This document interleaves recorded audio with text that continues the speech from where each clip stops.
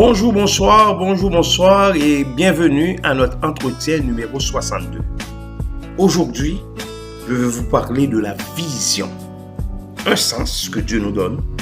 Et nous avons tous ce sens, un sens très important pour notre survie, un sens très important pour notre réussite dans la vie.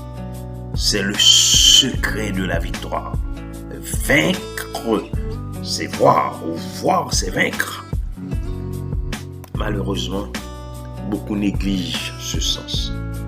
Beaucoup négligent cette perception. Pourtant, elle est importante pour le chrétien. Elle est importante pour réussir la vision et l'action de voir. Mais au sens figuré, au sens imagé, métaphorique de cette notion, on peut dire que c'est l'action de concevoir, l'action de comprendre. C'est une notion qui permet d'anticiper, de prédire, de devancer. C'est aussi une représentation, une intention, une intuition, une idée. Et cette intuition nous permet de voir les choses que les autres ne voient pas, de comprendre les choses que les autres ne comprennent pas. Ce n'est pas seulement le fait de planifier, le fait d'anticiper le futur, de projeter. C'est plutôt un sens qui vient avant la planification. C'est ce dessin à long terme sur lequel on va planifier, sur lequel on va placer sa stratégie, ses manœuvres, ses tactiques.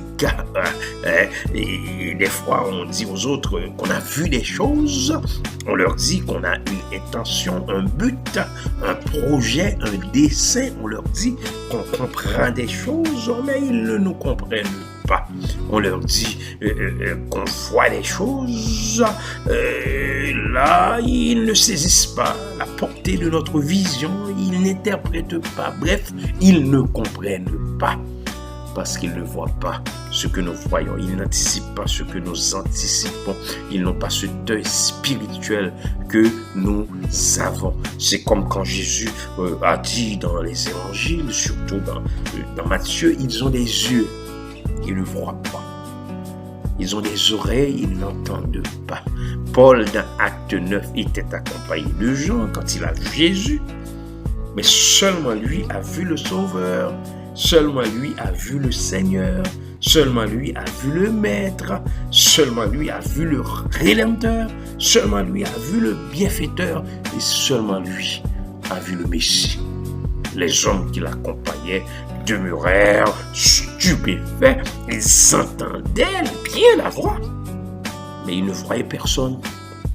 Dans 2 Rois chapitre 6, la même chose s'est produite avec Élisée et son serviteur.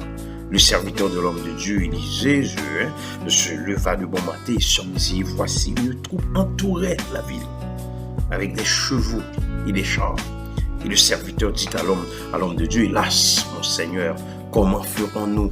Il répondit, ne crains point, car ceux qui sont avec nous sont en plus grand nombre que ceux qui sont avec eux. Élisée pria et dit, Éternel, ouvre ses yeux pour qu'il voie. Et l'Éternel ouvrit les yeux du serviteur qui vit la montagne pleine de chevaux et de chars de feu autour d'Élisée. L'apôtre Jean a dit à l'église, vous petits enfants, vous êtes de Dieu et vous les avez vaincus parce que celui qui est en vous est plus grand que celui qui est dans le monde. En d'autres termes, ce que vous voyez, ils ne peuvent pas le voir. Ce que vous comprenez, ils ne peuvent pas le comprendre. Il y a un secret pour vaincre. Et ce secret, c'est de voir. Si seulement nous pouvons voir, nous serons vainqueurs. Clébert Jean-Charles vous a parlé. Au revoir et à bientôt.